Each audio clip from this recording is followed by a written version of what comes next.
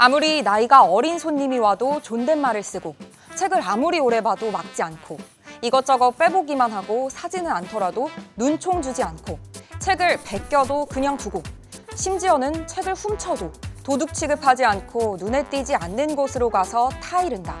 한 서점의 운영 방침이야. 이게 책을 파는 데인지 도서관인지 헷갈릴 정도지.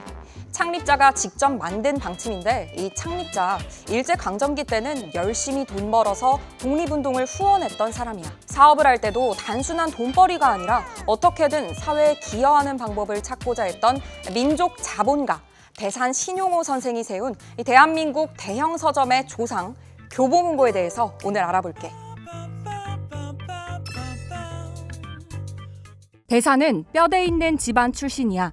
아버지도 형들도 다 항일 운동을 하다가 수차례 옥보를 치렀고 해방 전 중국에서 사업을 시작한 대산 또한 막대한 자금을 독립운동에 지원했어.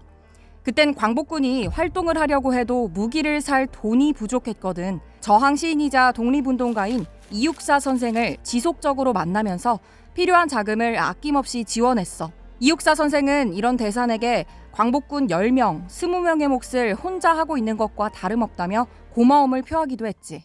창립자 소개가 좀 길었지. 이 사람에 대해서 알지 않고는 서울 한복판 노른자 땅에 이렇게나 큰 서점이 들어서게 된 이유를 이해하기 쉽지 않거든. 교보문고 1호점은 다들 알다시피 종로 1번지 교보빌딩 지하에 있어. 지금도 큰데 개점 당시 단일층으로는 세계 최대 규모 서점이었어. 심지어 그때는 세종로 사거리에 횡단보도가 없어서 길 건너는 사람들 모두 지하보도로만 다녔거든. 이 세종로 지하도하고 연결된 어마어마한 공간, 누구든 탐냈겠지. 실제 건물이 지어지기도 전부터 들어오겠다는 사람들이 줄을 섰어. 근데 대산이 여기에 서점을 들이겠다고 한 거야. 그때만 해도 우리나라 서점은 동네 작은 책방들이 전부였거든. 왜 이렇게 입지 좋은 곳에 큰 서점을 내겠다고 했을까? 사람은 책을 만들고 책은 사람을 만든다.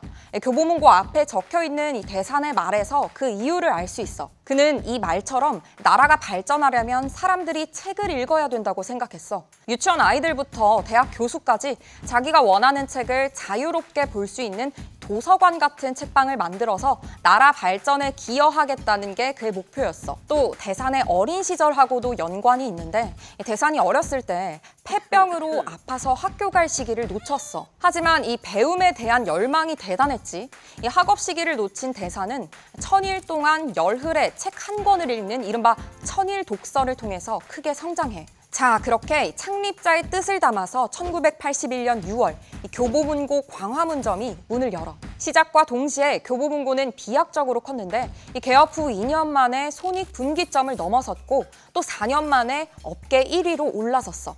이 교보문고가 성공하니까 국내 서점계의 지각 변동도 시작됐어. 교보문고는 크기도 크기지만 서점의 패러다임을 바꾸는데 또 한몫했어. 기존 서점들하고는 다르게 어떤 책이든 마음대로 뽑아볼 수 있는 완전한 개가식으로 운영을 시작했지. 게다가 책 파는 곳 옆에는 카페나 음식점 같이 각종 부대 시설을 마련했고 문구와 음반까지 팔면서 복합 문화 공간을 선보였어. 사실상 오늘날 북카페의 시조세라고 볼 수 있어. 그리고 이런 공간의 특성에 맞게 대대적인 리모델링도 수차례 진행해. 2015년에도 광화문점을 리모델링하면서 다양한 가구들을 들였거든. 이때 들인 것 중에 하나가 이 뉴질랜드 땅에서 묻혀있던 나무로 만든 테이블이야. 무려 5만 년 된 나무로 만들었다는데 한 번에 무려 100명이 앉을 수 있는 거대한 크기지. 이때부터 이게 교보문고 명물 중 하나로 자리를 잡아서 인기를 한 몸에 받았어. 이 테이블이 2개가 있는데 아쉽게도 지금은 코로나 때문에 운영하진 않고 있대. 그렇게 시작부터 순항한 교보문고는 20년 동안 업계 선두를 굳건히 지켰는데 입지가 흔들리게 됐어. 갈수록 커지는 온라인 시장에서 밀리고 있거든. 인터넷 서점 시장은 2000년대 들어서 돌풍이라고 할 정도로 급성장해. 국내 최초 인터넷 서점 예스24는 시대 기류를 타고 등장과 함께 온라인 시장을 석권했어. 이 인터넷 서점들이 빠르게 파이를 키울 수 있었던 방법 중에 하나가 공격적인 할인이었거든. 책값을 30에서 40%까지 깎아줬대. 교보문고는 그런 출혈 경쟁에 참여하지 않았어. 업계 전체에 해를 끼칠 수 있는 가격 경쟁이 아니라 가치 경쟁을 하겠다는 뚝심 때문이었어. 하지만 결과적으로는 온라인 시장 3위까지 밀려나게 됐지. 이 교보문고 사사를 보면 회사 내부적으로도 이 디지털 전환 초창기에 온라인 투자 기회를 놓쳤다고 반성해. 이 시대 변화에 발빠르게 대응하지 못했다는 거야. 그런 위기의식 속에 교보문고도 디지털 전환에 발벗고 나섰는데 대표적인 게 인터넷으로 책을 주문하면 1시간 안에 전국 모든 지점에서 받아갈 수 있는 바로 드림 서비스야. 이게 2009년에 나온 건데 오프라인보다 할인된 가격에 책을 사서 바로 읽을 수 있다는 장점으로 많은 사랑을 받았어. 이런 노력 속에 또 이 전 세계의 디지털 전환을 가속화한 이 코로나19 국면을 맞으면서 2020년 상반기를 기점으로 교보문고 온라인 매출이 처음으로 오프라인을 넘어섰어. 하지만 실적은 자꾸만 나빠져. 이 수익성의 지표인 영업이익률이 원래도 1% 안팎에 불과했는데 이젠 아예 0%로 주저앉았어. 사실 수익성은 이 금융사인 교보생명으로 챙기고 서점으로는 공익을 추구하겠다는 게 이 창립자 뜻이긴 했는데 아무리 그래도 회사인데 이 급변하는 환경 속에 이런 성적표는 좀 불안할 수밖에 없지. 또 실적하면 효자에서 아픈 손가락으로 전환한 핫트렉스 얘기를 빼놓을 수 없어. 2005년 교보문고의 100% 자회사로 출범한 핫트렉스는 온라인 쇼핑이 활성화되고 음반도 디지털화되면서 수년째 단기 순손실을 기록하고 있어. 물론 핫트렉스도 이 시대에 맞게 온라인 채널도 구축하고 또 이렇게 노력하고는 있다는데 사실 나는 그런 사이트가 있는지도 몰랐어. 다들 알았나 싶네. 아무튼 아직까지는 교보문고가 온오프라인을 합치면 업계 1위를 차지하고 있긴 한데 롱런 하려면 좀 더 책찍질이 필요할 때가 아닌가 싶어. 조금 다른 얘기 해볼까? 이 퍽퍽한 일상에 가끔 사소한 거 하나가 감동하고 위안을 주잖아. 광화문 글판이 그런 것 중에 하나가 아닐까 싶어. 엄밀히 말하면 교보문고가 아니라 이제 교보생명에서 진행하는 프로젝트인데 이 5개 광고에 문학 콘텐츠를 넣자는 것도 대산의 아이디어였어.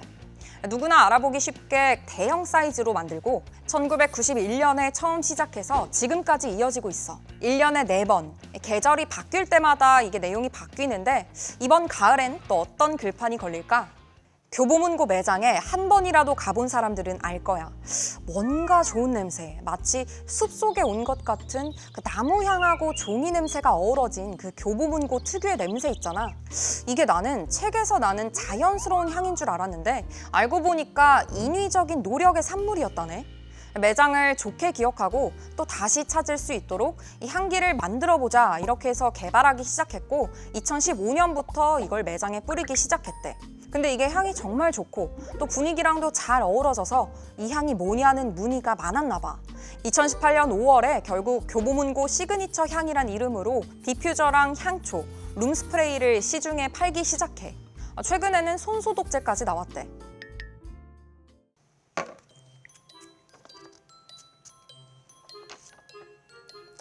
오, 진짜 맞는 것 같네요.